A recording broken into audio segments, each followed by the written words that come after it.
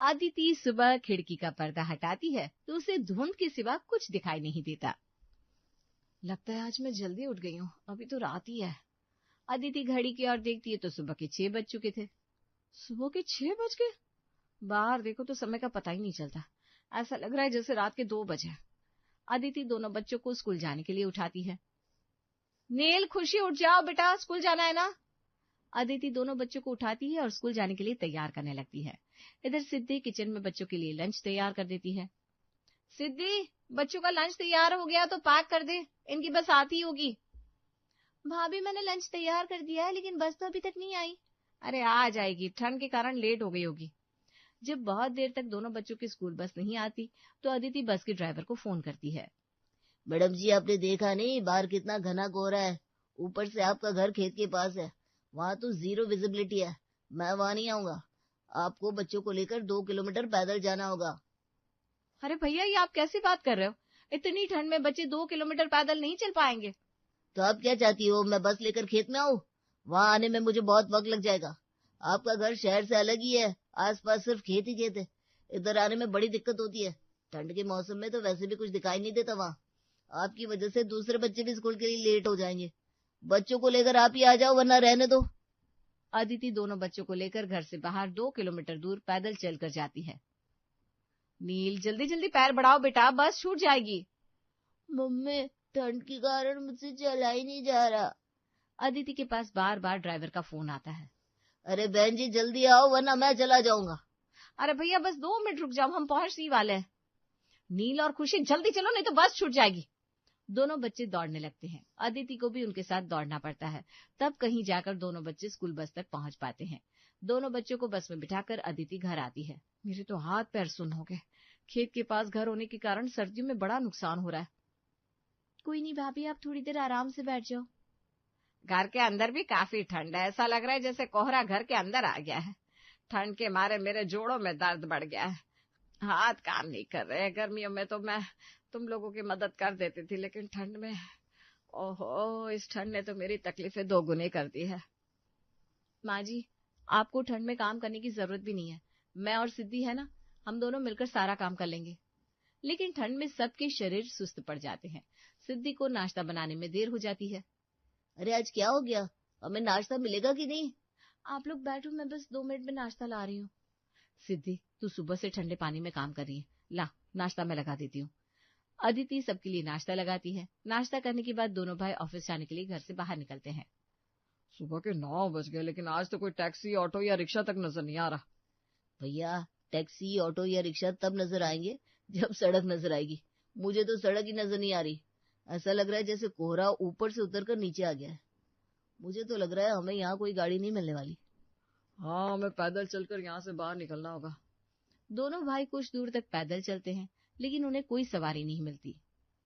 अब और कितना पैदल चलना होगा, ठंड के मारे मेरे तो पैर जाम हो रहे हैं। थोड़ी दूर और चलो, शायद हमें कुछ मिल जाए। पैदल चलते चलते हम कहीं ऑफिस से ना पहुंच जाए। काफी दूर पैदल चलने के बाद दोनों को एक ऑटो नजर आता है, जिसमें बैठकर दोनों ऑफिस जाने लगते हैं। आज तो बहुत लेट हो गए। ये तो ठंड की शुरुआत है। जैसे जैसे ठंड बढ़ेगी हमें दूर दूर तक कुछ नजर नहीं आएगा और कोई सवारी भी नहीं मिलेगी। सही समय पर ऑफिस पहुंचने के लिए हमें वक्त से 1 घंटा पहले निकलना होगा आपसे। छुट्टी के दिन ठंड के कारण पूरा परिवार रजाई के अंदर दुबका होता है। ऐसे में घर में एंट्री होती है पवित्रा की बड़ी बहन प्रमिला की। आओ आओ दीदी, बहुत अच्छे समय पर आई हो। दोनों बहन रजाई के अंदर बैठकर बातें करेंगे। क्या अच्छा समय, मुझे पहले पता होता कि तेरे यहाँ इतनी ज्यादा ठंड पड़ती है कि कोई सवारी इधर आना ही नहीं चाहती। बड़ी मुश्किल से एक ऑटो वाला मिला तो उससे 2 गुना किराया ले लिया, तब यहाँ पहुंची हूँ। तुझे खेत के बीच में घर लेने की क्या चूल मची थी? अरे वो बच्चों का बड़ा मन था कि शहर के शोर शराबे से दूर रहा जाए। इधर पोल्यूशन भी बहुत कम होती है ना, इसलिए। पोल्यूशन कम होती है लेकिन ठंड तो सबसे ज्यादा पड़ती है। देख, तेरे बेटों ने इस बुढ़ापे में तुझे खेत के बीचों बीच लाकर पटक दिया। ना कहीं आना, ना कहीं जाना। कोई मेहमान आना चाहे तो भी ना आ सके। और शहर से बाहर और भी तो जगह है, यही जगह मिली थी क्या? मेरा घर देख, मेरे बेटों ने ऐसी जगह घर लिया है जो शहर के बीचों बीच है। ठंड भी इतनी नहीं पड़ती और किसी भी वक्त कहीं भी चले जाओ हमेशा सवारियां मिल जाती है। अब तो जो हो गया सो हो गया दीदी, तुम बैठो, मैं अभी चाय मंगवाती हूँ। पवित्रा और प्रमिला दोनों सोफे पर बैठती हैं। तभी पवित्रा के घुटनों का दर्द तेज हो जाता है। आए, क्या हुआ? ठंड के कारण ना जोड़ों में दर्द हो जाता है, जिस कारण सोफे पर बैठने और उठने में बड़ी दिक्कत होती है। इसी उम्र में जोड़ों में दर्द? ये सब खेत के पास घर लेने का नतीजा है। यहाँ ठंड कितनी ज्यादा है, इसी कारण से तेरे जोड़ों में दर्द रहने लगा है। बुढ़ापे में तेरे बेटे बहुओं ने तुझे ये तोहफा दिया। मुझे देख, अभी तक जवान हूँ, ना कहीं दर्द, ना उठने बैठने की दिक्कत। मेरे घर में इतनी ठंड है ही नहीं। तभी दोनों बहुएं चाय नाश्ता लेकर मौसी सास के पास आती हैं।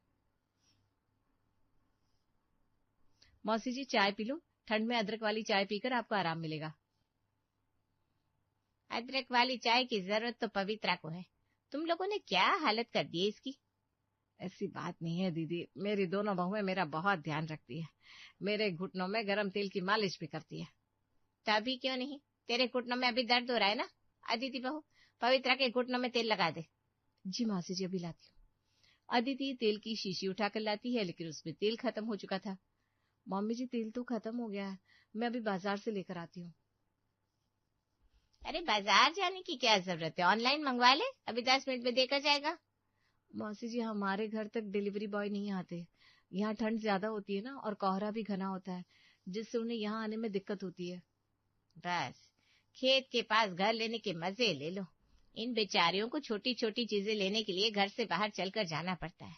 एक हमारा घर है, कुछ भी लेना हो 2 मिनट में मार्केट पहुंच जाते। बच्चे भी दौड़कर सामान ला देते हैं। और अगर घर से निकलने का मन ना हो ना, तो ऑनलाइन ऑर्डर कर दो, 10 मिनट में डिलीवरी बॉय सामान घर पर देकर जाता है। दूसरे दिन सुबह जब दोनों बच्चे स्कूल जाने के लिए तैयार हो जाते हैं, तो सिद्धि दोनों को लेकर बाहर तक छोड़ने जाती है। कोहरे के कारण बाहर कुछ भी दिखाई नहीं दे रहा था।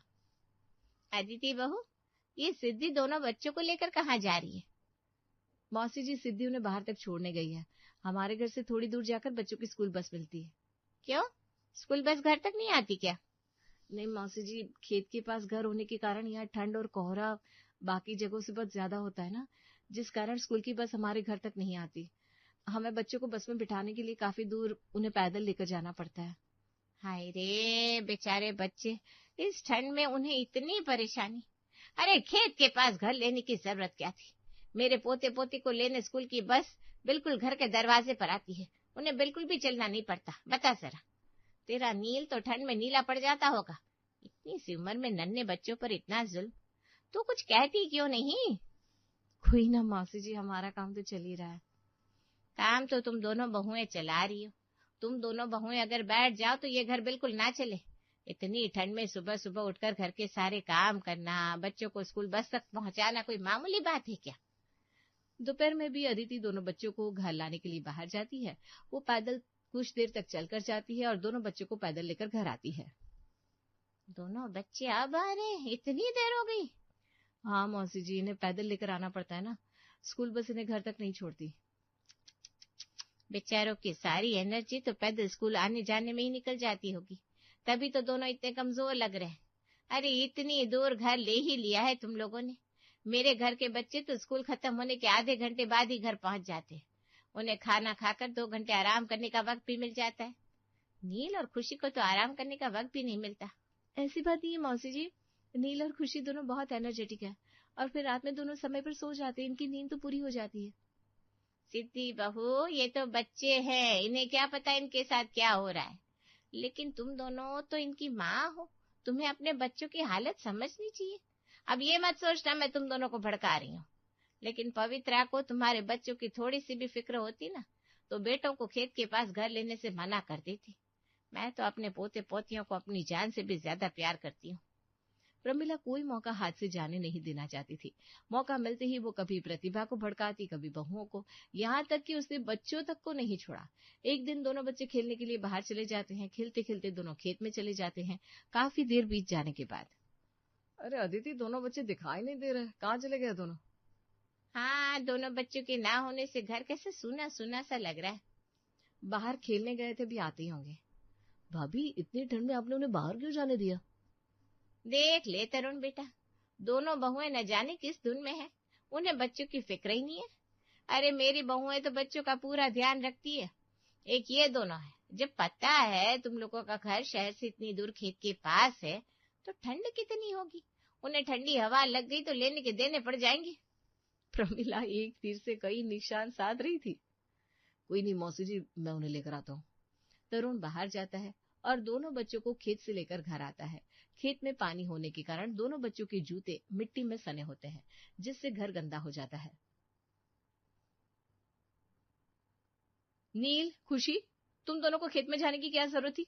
मैंने अभी अभी पोछा लगाया था, तुम दोनों ने पूरा घर गंदा कर दिया। ठंड में पोछा सूखने में कितना वक्त लगता है पता है? ये देखो जय बेटा, तुम्हारी बीवी को बच्चों से ज्यादा घर में हो रही गंदगी की फिक्र है। अरे बच्चे हैं तो बाहर खेलने तो जाएंगे ही, इन्हें भी तो खेलने के लिए जगह चाहिए।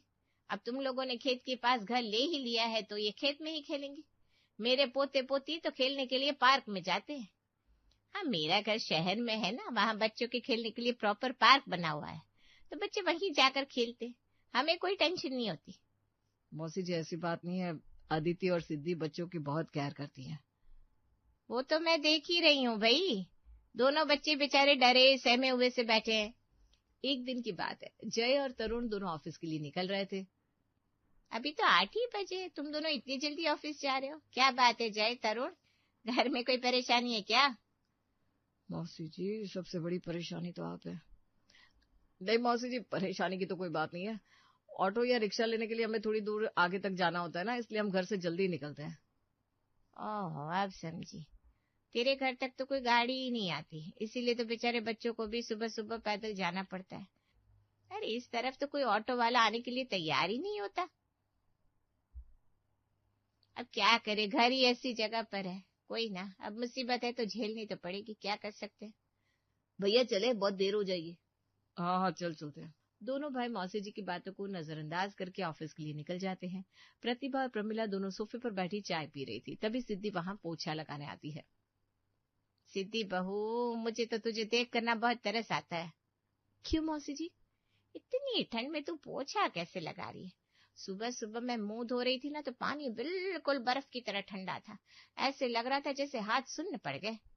प्रमिला सिद्धि को अपने दोनों हाथ दिखाती है। देख, जरा सी देर में तो मेरे हाथ नीले पड़ गए। तू तो ठंडे पानी से पोछा लगा रही है, तेरा क्या हाल होता होगा। अब ये इलाका है भी ऐसा ना कि यहाँ पानी बहुत ज्यादा ठंडा होता है, मेरे घर में तो नल खोलो तो गुनगुना पानी आता है। दोनों बहुएं हंसते खेलते पोछा लगा दी, उन्हें पता भी नहीं चलता। मौसी जी मैंने पोछा लगाने के लिए गर्म पानी लिया है। अरे इतनी ठंड है कि गर्म पानी को ठंडा होने में 2 मिनट नहीं लगेंगे। पवित्रा, तूने घर लेते वक्त अपनी बहुओं के बारे में बिल्कुल नहीं सोचा? ऐसा नहीं है दीदी, हमने तो सबके बारे में सोचा, सबका ध्यान रखा है।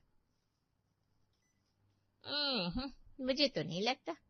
बेचारियों पर ठंड का मौसम कहर बनकर टूटा है, सुबह से रात तक फिरकी की तरह नाचती रहती है, किसी को इनकी फिक्र नहीं है। दोपहर के वक्त दोनों बहुएं घर का काम खत्म करके बाहर जा रही थी। प्रमिला उन्हें बाहर जाते हुए देख लेती है। अदिति बहू, सिद्धित बहू, तुम दोनों इस वक्त कहाँ जा रही हो?